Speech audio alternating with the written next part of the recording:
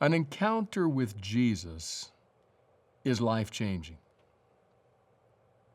Some encounters with Jesus, some face-to-face eyewitness encounters, were deeply meaningful and spiritual and comforting, and some were not.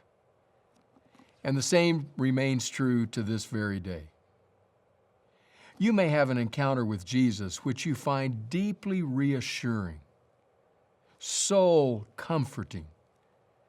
A dawning of hope rises within you because of that encounter.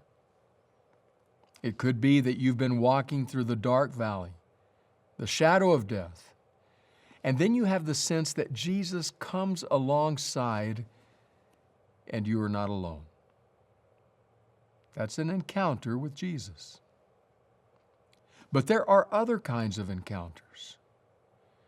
Encounters just as real, just as authentic, but rather than being reassuring and comforting, they're disturbing, distressing.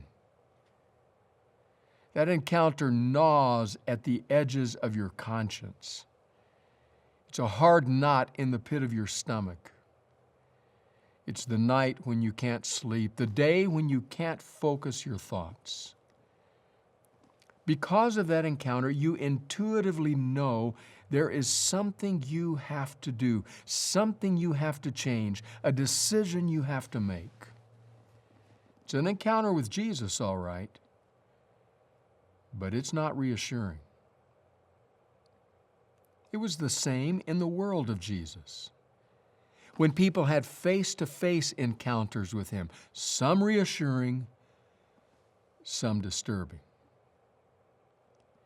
So we begin today a journey of eyewitness encounters, firsthand stories from the Passion of Christ. On this journey to Calvary, we're going to listen, we're going to linger, we're going to learn. We'll stand outside the cell of the criminal Barabbas and try to understand what his encounter meant. We will watch with wonder the intersection of those two pathways, Jesus and Simon of Cyrene. We will stand in a graveyard, in a cemetery, and watch two well-clad, richly robed, wealthy men as they prepare Jesus' body for burial. It won't be long before we're back at that grave again, watching as Mary Magdalene literally trembles, shakes in awe at what seems to have happened there. And later that day, we'll listen in on two disciples. We only know the name of one, Caiaphas, but we'll listen on two disciples as they talk about a stranger who joined them and then suddenly wasn't a stranger anymore.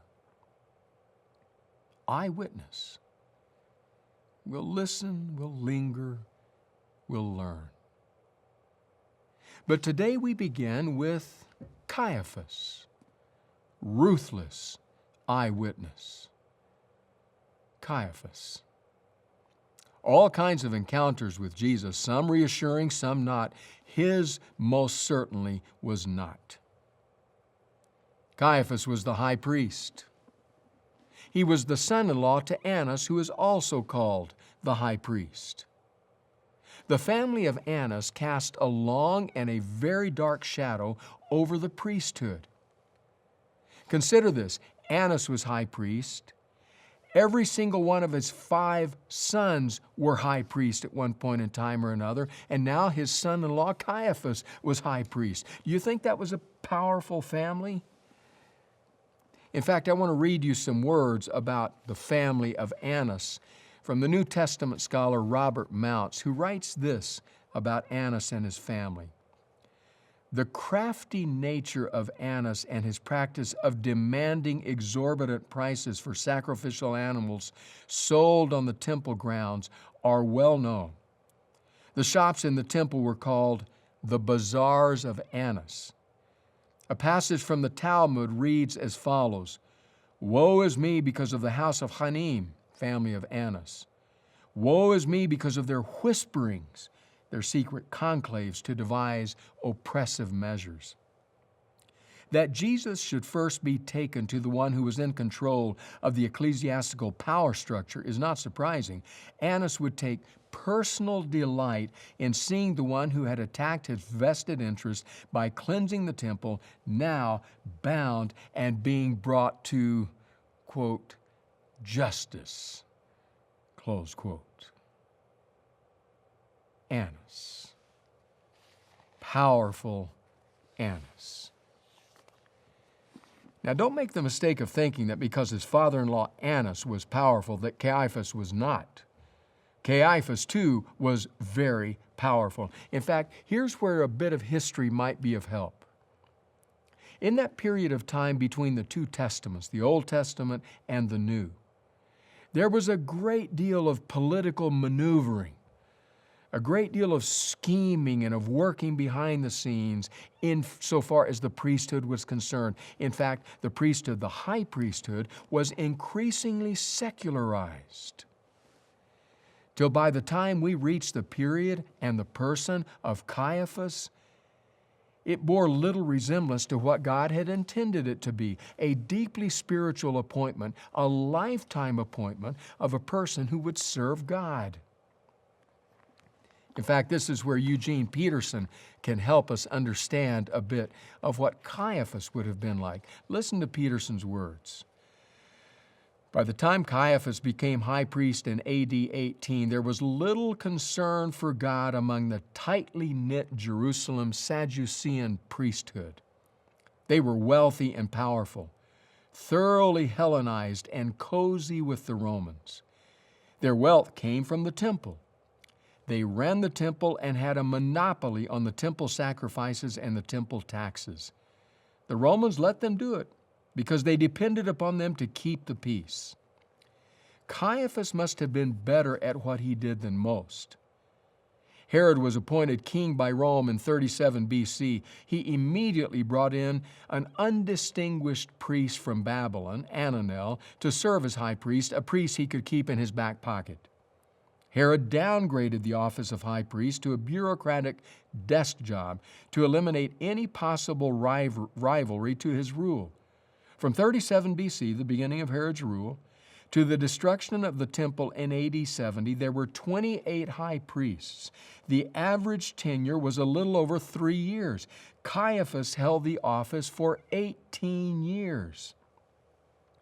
Leaders survived in those days by getting along well with Rome. Caiaphas, working in partnership with his father-in-law Annas, expertly cultivated the Roman connection. As a result, Caiaphas lived pretty high on the hog, making a good living out of religion.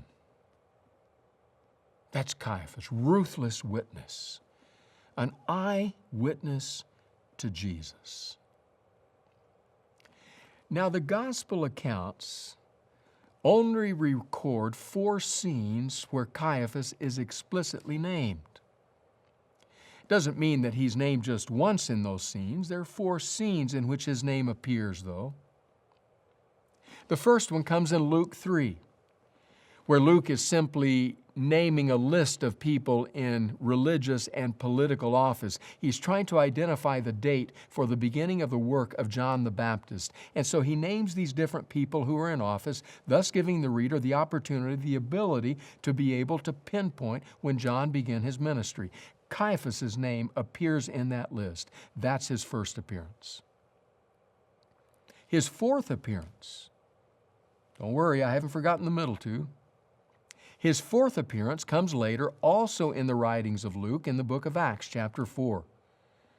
Peter and John have healed a lame man at the gate of the temple, and the Sanhedrin calls them to account for their continued preaching in the name of Jesus. And Luke lists some of the men present in that day in the Sanhedrin trying Peter and John, and among the names on that list is, you guessed it, Caiaphas. That's his fourth appearance. We are interested today in the middle 2 appearances. Both in John, although Matthew also records one of them. So we're going to go to John's gospel. the 11th chapter. Now let me set the context. Allow me to give the situation and the circumstance as it exists before we read the passage. Jesus has just raised Lazarus from the dead. It is a stunning sign. Many have witnessed it. Many are thoroughly amazed. They don't even know what to say. A man dead 4 days, raised from the dead. Jesus, his star already on the rise, is now at the height of the wave of popularity. As such, he's a grave threat to the establishment. So as people rally around Jesus, as people rally around Lazarus, this dead man now alive, the Sanhedrin gathers, asking the question, what exactly are we going to do? What are we going to do with this itinerant preacher, healer? So that's our passage, John the 11th chapter. I begin reading in verse 45. John writes, "Therefore many of the Jews who had come to visit Mary and had seen what Jesus did believed in him. But some of them went to the Pharisees and told them what Jesus had done. Then the chief priest and the Pharisees called a meeting of the Sanhedrin. 'What are we accomplishing?' they asked. 'Here's this man performing many signs. If we let him go on like this, everyone will believe in him, and then the Romans will come and take away both our temple and our nation.' You can hear what they're saying. They're saying, we are hovering here beneath the dangling sword of Damocles. It's a sharpened, two-edged sword. One edge, razor sharp, is Rome. We just read from Peterson the agreement that exists between Rome and the priestly class, the high priest specifically. You keep the peace, says Rome. You keep people in control, and we'll allow you to line your pockets, to make your living, to experience your power in your religion in Jerusalem. But you let things get out of control, and we will deal forcefully with you.' That's one razor-sharp edge of that sword of Damocles. The other razor-sharp edge is their own people. Their own people who have become increasingly enraptured with Jesus. Not only with his teaching, not only with the portrait that he paints of God, though they are deeply drawn to that, but with the signs he is performing. A dead man raised, 4 days in the tomb. And the ruling class, the priestly class, the Sanhedrin knows if we try to stop him now, we will be overrun with a riot by our own people, and that sword dangles. What should we do? That's an encounter with Jesus that is not comforting. It's not reassuring. While they're lingering over that question, trying to sort through what the possibilities might be, what might possibly exist, enter Caiaphas, the high priest. I'm the leader. I'll speak up. I'll tell you what we should do. Back to John the 11th chapter, this time verse 49. Then one of them, named Caiaphas, who was high priest that year, spoke up. "You know nothing at all. You do not realize that it is better for you that one man die for the people than that the whole nation perish." It's a tight-fisted, bare-knuckled, chest-thumping speech. It's a fight speech. It comes straight out of Caiaphas's power base, his anger, the fact that it's being threatened. And the words reveal his attitude even toward his colleagues on the Sanhedrin. You don't know anything. You're ignorant imbeciles. What's wrong with you? Don't you realize, says Caiaphas, that everything we have is being threatened? Our very way of life is about to be blown apart. Everything that we hold dear could disappear because of this one itinerant hick from the backwater town of Nazareth. You don't know anything. You have to realize we must act. And then he throws down the gauntlet. We'll kill him. It's excusable, Sanhedrin members, because common sense tells you that having one person die rather than the whole nation get wiped out is far better.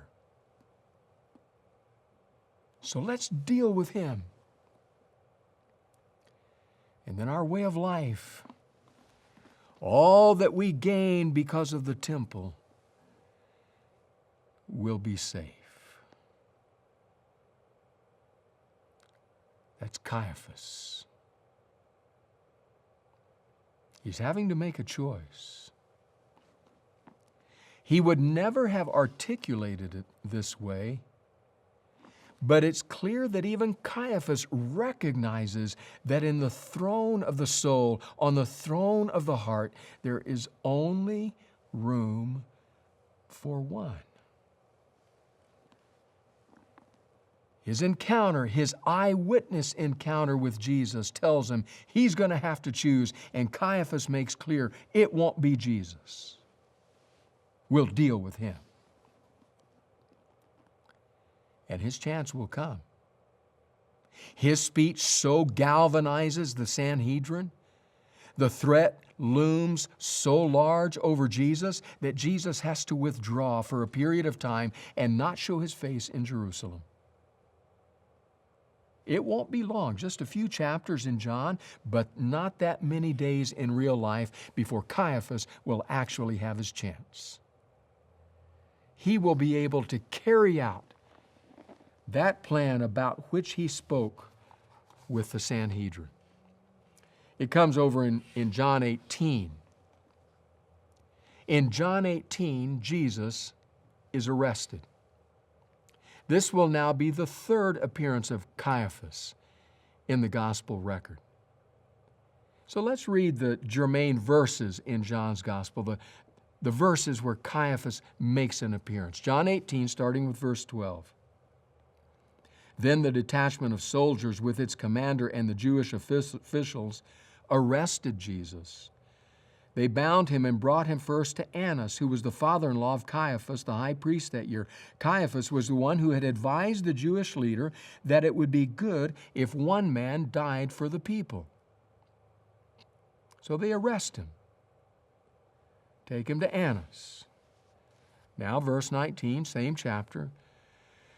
Meanwhile, the high priest, in this case it's referring to Annas, questioned Jesus about his disciples and his teaching. I have spoken openly to the world, Jesus replied. I have always taught in synagogues or at the temple where all the Jews come together. I said nothing in secret. Why question me?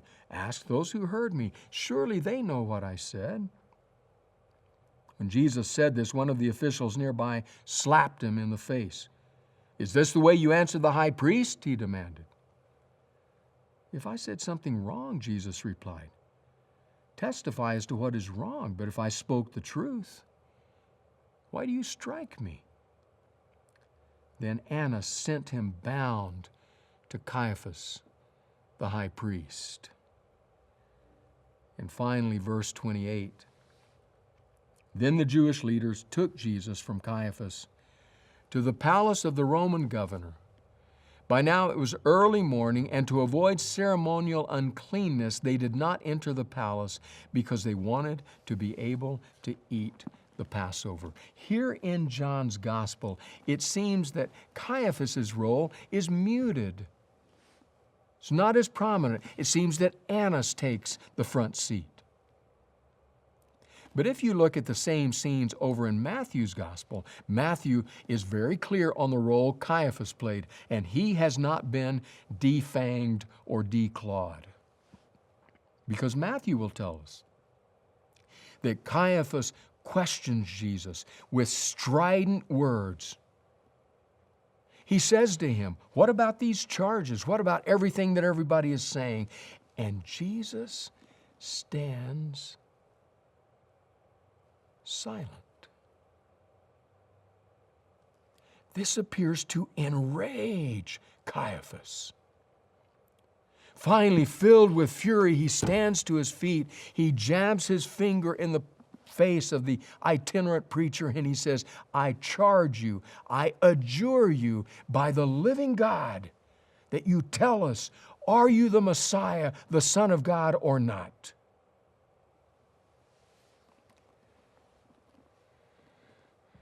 To that, Jesus responds.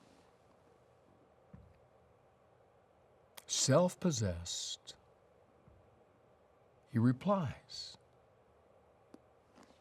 "You have said it, but I will tell you that henceforth you will see the Son of Man seated at the right hand of the Mighty One and coming on the clouds of heaven." And that does it for Caiaphas.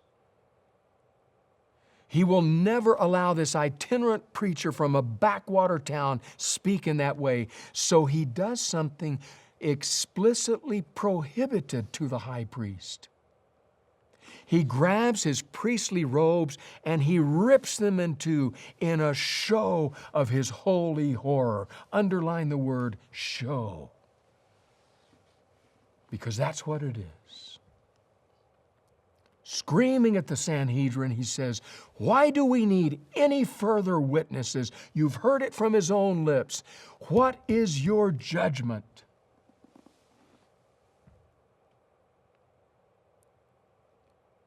And they shout, "Death!"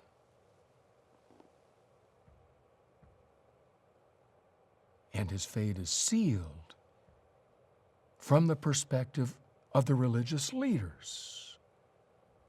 Pilate is yet to come. Rome has yet to weigh in, but they will rubber stamp this decision. We know that from the Gospel of Matthew. But in John's Gospel, first to Annas, and then bound to Caiaphas, and then early the next morning, bound to Pilate. So John makes it clear. Jesus will spend the night at the home, the palace really, of Caiaphas. We ought to take note of that. Any of you who have had the privilege of journeying to Jerusalem have no doubt been to the home, the palace of Caiaphas. It's a beautiful structure. Now understand, it is not the structure that stood at the time, although that structure too was reportedly ornate and beautiful. But there are two elements in that palace that almost certainly date from the day of Christ. The first is the stone stair steps outside the palace that lead down into the Kidron Valley that will then lead up to the temple grounds. Almost certainly, those are the stones up which the mob pushed Jesus on their way to the palace of Caiaphas. Those are the stones down which the leaders will push Jesus early in the morning of the next day on their way to the palace of Pilate. Sacred stairway. But there's a second element of that palace that certainly dates to the time of Jesus, and that's what's beneath it. Underneath it are rooms, chiseled out of stone, cave-like. Those would not have been unusual in a wealthy home of the day. After all, it was much cooler there. There, in a pre-refrigerator world, you could store drink or food for much longer keeping. There you could stash prisoners like Jesus. There is a pit beneath that palace. Would have been dark as midnight on that night. And it is believed that that pit in the palace of Caiaphas is where Jesus spent the bulk of that night. You can descend into that pit. It's lit now. You can stand as a sense of silence descends upon you. Solemnity. Holy pit. But as you experience it, you can almost feel its cold, clammy grip. Can sense the darkness. And you can understand why pilgrims who visit read Psalm 88, thought to have been quoted by Jesus there that night. The only psalm in the hymn book of ancient Israel that begins dark and ends darker. No praise, no light in it at all. In fact, it ends with the statement, "The darkness is my closest friend." And you can envision, already broken and battered, Jesus. Caiaphas has had his eyewitness encounter. He has had to make his decision. Either Caiaphas or Christ. On the throne of your soul, in the throne room of your heart, there is only room for one. So Caiaphas has banished Jesus to the basement.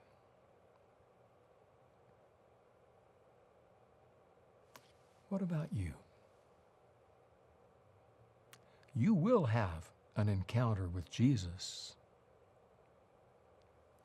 That encounter may be comforting, reassuring, soul-affirming, give you a dawn of hope in a dark time. I pray that it will be. But friend, if you know Caiaphas well, if you've made choices such as Caiaphas made, Jesus is a threat. A threat to your way of life, a threat to your will, to your choices, to holding on to things done your way. You'll have to choose. On the throne room of my heart, Caiaphas or Christ.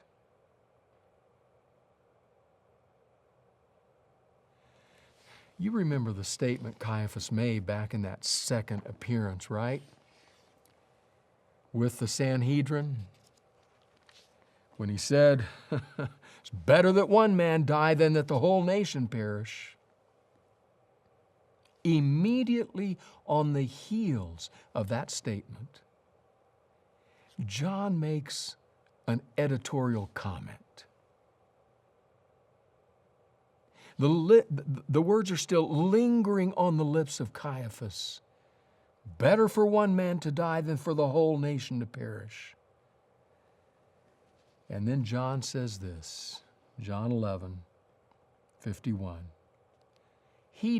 Caiaphas did not say this on his own, but as high priest that year he prophesied that Jesus would die for the Jewish nation, and not only for that nation, but also for the scattered children of God, to bring them together and make them one. You know what that says to me? It says you have a choice.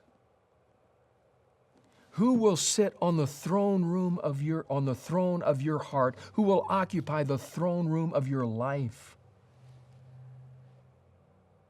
If you choose Jesus, He will do much with you and through you and in you and by you. But if you choose the way of Caiaphas, it may not happen with you,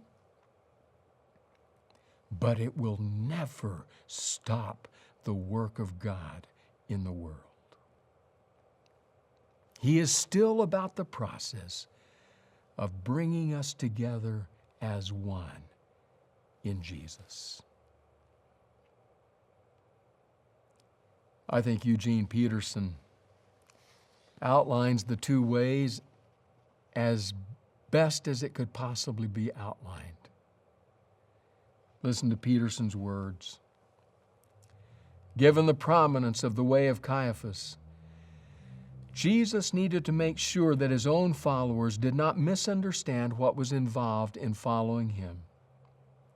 Following Jesus is not a path to privilege. It is not a way to get what you want. It is not the inside track to a higher standard of living. In both Judaism and the church, there have always been a lot of people who expect everything to turn out wonderfully when they commit themselves to God's ways, worship faithfully, study their Bibles, witness to their friends, and give generously. But it is in following Caiaphas that you get that kind of life, not following Jesus. Jesus makes that explicit when He says, if any want to become my followers, let them deny themselves and take up their cross. So you encounter Jesus today. You have to choose the way of Caiaphas, the way of Christ. The throne of your heart only has room for one. It's your decision.